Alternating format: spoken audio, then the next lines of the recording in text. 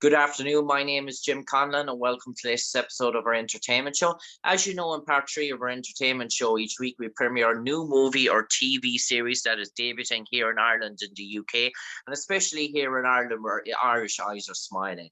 And up for discussion this week is a comedy blockbuster movie. It's coming our way July the 7th on channel Netflix UK here in Ireland. It's called The Outlaws. It's a funny comedic sort of movie starring Adam Devine as Owen Browning, and it features his wife Julia Hegarty, the principal characters Pierce Brosnan, Ellen Barkin, Nina Dobrev, Richard Kind, Lee Ray Howery, Derek Russo, and our special guest this evening, the one and only Mo Gallini. It's basically about a straight-laced bank manager who's nervous about meeting his outlaws, and his outlaws turn out to be, dare I say, sort of bank robbers, fugitives, and they sort of invade his whole world and changes his whole outlook on life from top to bottom. And our special guest this evening, the one and only Mo Gallini, plays the character Boris. And Mo, before we came on air, you spoke to me how thrilled you are and how excited you are to play in comedic movies. And The Outlaws, from what I sound from talking to you, you had a laugh a minute during your time on set. So it was a really enjoyable experience for you. Yes, sir. Yes, sir. Like we spoke about, like I've been doing this for 30 years and I've made a living playing a bad guy. You know, that is like my MO. That's what I'm known for. And any chance I get to step into the comedic world, I am so grateful because it's a different experience. It's not, it really is a free-for-all of everyone just really trying to find the funny in the normalcy of a real situation that you're dealing with. And that's what I got to play. I get to play this character, Boris, and I'm a Russian guy. I never have played a Russian before, so I get to jump into a world and like be like a little kid when you're on the playground and you're running around with your friends and they go, hey, let's play Batman and Robin. And it's like, okay, you're Batman, you're Robin. I'm like, okay, let's do it. So now I get to play Boris and it's like, yes, here I am. Like, let's have some fun. Yeah, and Mo, obviously a renowned actor in so many projects throughout the years. Were you approached for this role of Boris, or was it recommended for you by your talent agent, or how did it come about? And when you sort of announced that you were involved in the project, did you know Pierce Brosnan was attached? Did you know Ellen Barkin was attached? Richard Kind was attached to the project when you tried out for it, or when you were when the role was offered to you? You know, I still have to go out and earn it, especially like I said, not being known in the comedic world, you know. So I have to go earn my keep. I did know that Pierce Brosnan was involved. And the funny thing was, right before that, I was up for a role in Black Adam, which I didn't get. So I was bummed I didn't get to work with him. So it comes around in different ways. And Adam Devine, I have been a huge fan of his since finding him on Modern Family back in the day. I'm like, who is this kid? He's brilliant. You know, he's really he just got something that's special, you know, and he continues on. I follow his work on the Righteous Gemstones and everything like that. So yeah, I'm grateful that I get to work with people that I admire what they do. Yeah, and in terms of Mo, in terms of shooting the project, The Outlaws, where was it shot? Was it a long production? And how long, as a cast, did you get to know each other or spend time with each other, or was it shot during the COVID era? It was during COVID. I come in, I'm a hitman hired. I come in and do my work. I came in, we filmed in Atlanta, Georgia.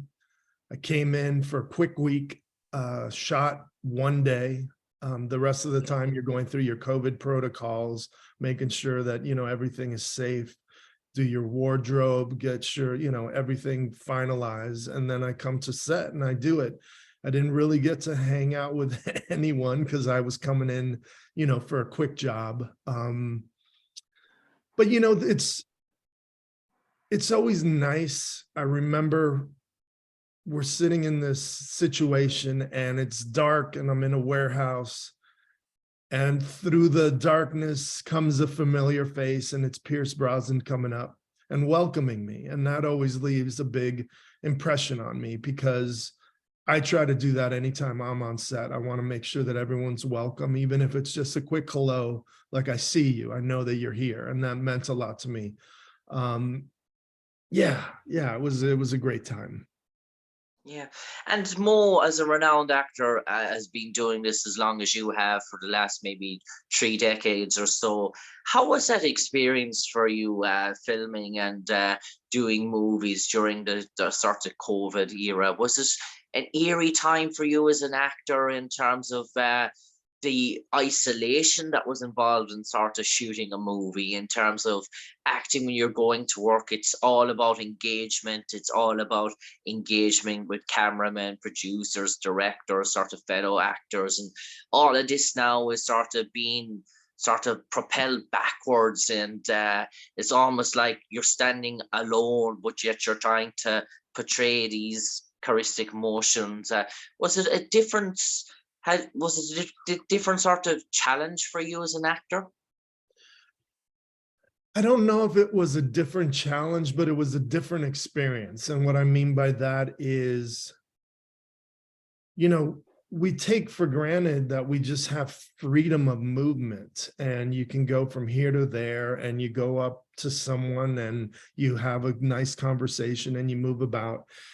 And during the COVID, when it was really strict, there was so many protocols that we had to follow, especially getting tested 3 times a week, making sure that, you're clean to go into work, that no one is, at risk.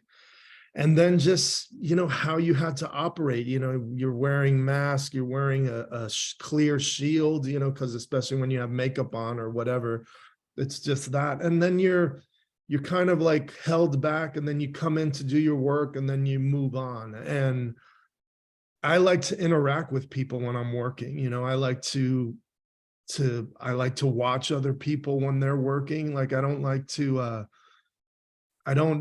isolate. I want to be, if I'm on a job, I want to be there. I want to feel like I'm part of a team, because it is a team.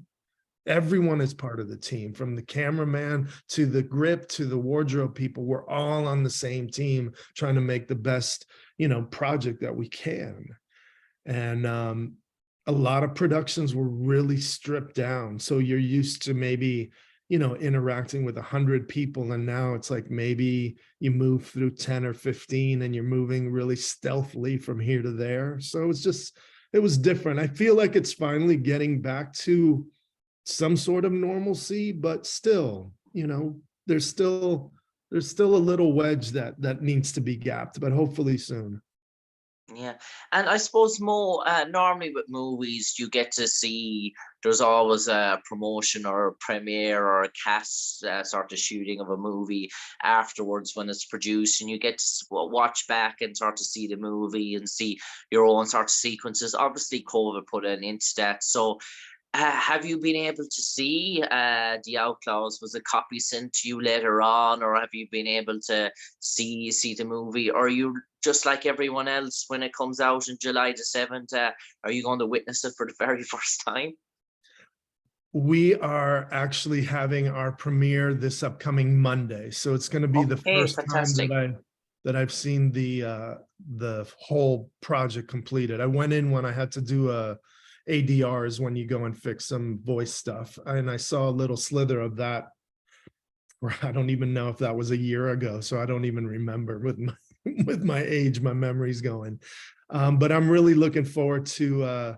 First of all, I'm taking my daughter to her first premiere in a long time, because everything has been shut down for years. So I'm excited to dress up and go enjoy the movie for the first time with everybody, and kind of just a celebration. And you forget, like I said, we take all that freedom that we've had in the past for granted. Just a simple thing of going to a premiere, and it's like that wasn't happening for so long. And now it's like, oh yeah, it's like, oh, I get to do that. I get to go walk and take my daughter and like, meet everyone and see them and be excited, just like, a fan of all of them, of their work, because I get to see what they've done. Yeah, and more just looking at the trailer myself, you almost get a sense of a light-hearted Bonnie and sort of Clyde sort of feel to it. And there's the gags, obviously the references to the James Bond gags with Pierce Brosnan running through the scene. But there's almost an episodes of dare I say, retirement type villains in terms of the two characters that they're portraying, that, oh, these are too old to be these serious sort of criminal sort of masterminds. And that sort of plays into the humor that you can't imagine Ellen Barkin, for example, being, dare I say, one of the most notorious sort of bank robbers that are out there. And I suppose that element of surrealism or fantasy really sort of plays into the success of the Outlaws. Absolutely. I think you hit it, you nailed it right on the head with the Bonnie and Clyde reference, because I think that's what I got reading the script. I have that story, but then there's this curiosity. It's like, is that them? Is that possible? Yeah. Like, what's possible? And like the confusion about that and the buildup of that until we find out. But there's so much more to it than that. And you'll find out in July, when it's coming out, you'll be surprised. And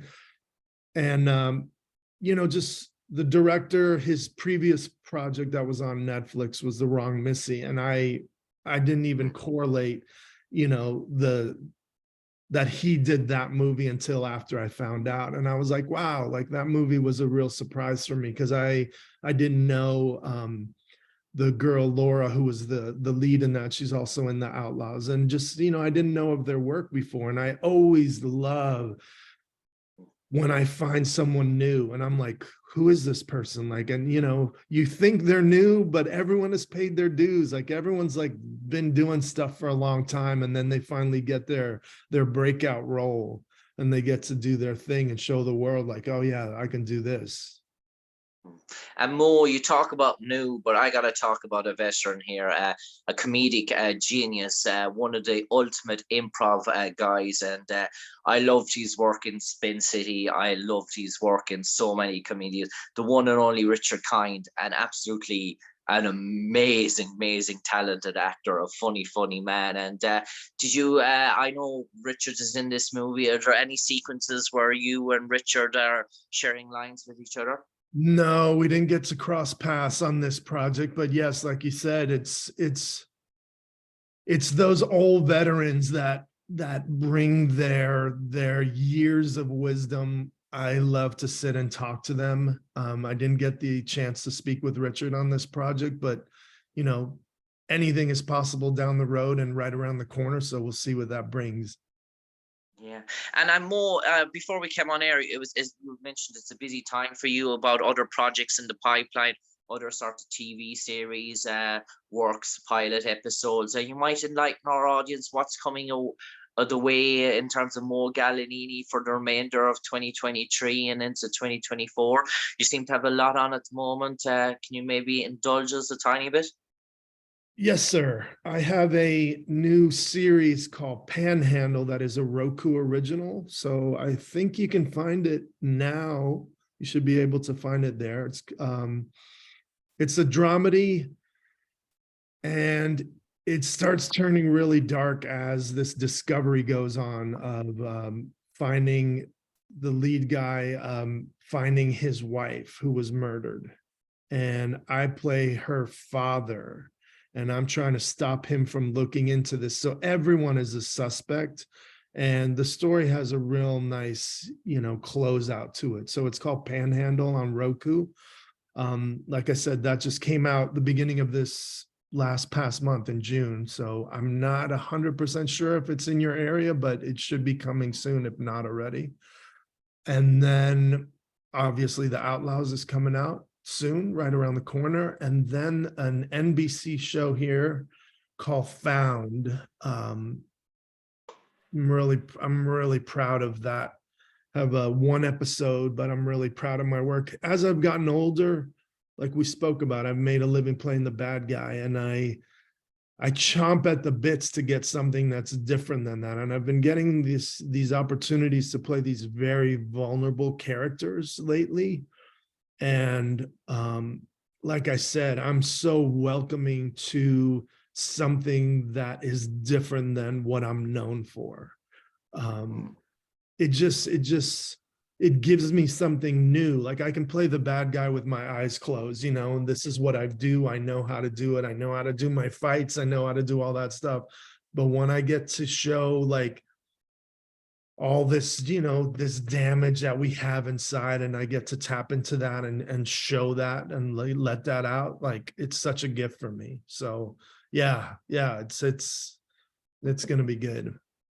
And Mo, before we came on air, you mentioned that you actually got to come as far as Cambridge in the UK, but you haven't ventured your way to Ireland yet. And no doubt of a project in terms of a W.B. Yeats play or a Seamus Heaney poetry or something set back in 1800s Ireland in terms of the famine or the Easter Rising or some of the parts of Irish history. Would something like that excite you to go back in time, back to the early centuries and play something more medieval or something that is deep in sort of history? Are those sort of roles that entice you as an actor as well, if a project came about in a different country? Absolutely. Are you kidding me? Like I would chomp at the bits. I would be terrified. I would be terrified if I have to show up and like, you know, create a proper accent, but that's what my job is. Like my job is to be thrown something, and I'm supposed to say, okay, this is my take on it. This is what I would do. This is how I see it. And if that meshes with, you know, the people who are making these projects, then the journey continues. And that's what I long for. I'm always longing for something that's different. And I watch, there's so much, like I feel like we're in the golden era of television. There's so much good content out there, and it's coming from around the world. It's around the globe. They're making projects that are just amazing, and I love to find those, and I could only wish, you know, to participate on something. I started watching on Apple TV, there's a show called the Silo, and I look at something like that, it's just like you're really stepping into a different world, you know. And it's, how do I make that real? How do I make that real to me? How do I make it believable? You know, that's what we do. Like, that's our job always, you know, that it becomes so natural that it's just like, yeah, that's what we're watching. That's normal. So yes, hopefully one day I'd love to put on my medieval outfit and chop some heads off. Yeah, do a bit of Shakespeare, dare I say. Absolutely. And Mo, for the final 30 seconds, we might turn it over to you. You might enlighten all our viewers, all our listeners, why they should sit down on their sofas, their couches, put the feet up on July the 7th, order in some takeaway, maybe a bit of popcorn, Maltesers, a bit of pizza, have a family night in, and watch The Outlaws on channel Netflix UK. And Mo Gallini, what's in store for them? I want you guys to sit down, turn on your Netflix, and just sit back and let your imagination run wild, forget your day-to-day, and get a good belly laugh in. Get a good belly laugh like you needed it for so long. And that's all you can expect. You know, we go to the movies to forget, you know, and to create this alternate reality and just to have fun, you know, and hopefully you can bring that back, share with your friends, tell them, hey, I saw this funny movie, you got to check it out. And it gets to carry a little weight and a little lightheartedness for everybody on their day-to-day, especially after the last 3 years of being, you know, separated from humanity for the most part. I don't know how bad it was for you guys in Ireland, but same as everywhere. Yeah, you know, I have to remind my daughter when she looks at me and she doesn't understand stuff. I said, this wasn't normal. This is something that you're going to be talking to your kids about, or that they're reading in their history books about this time where the world shut down.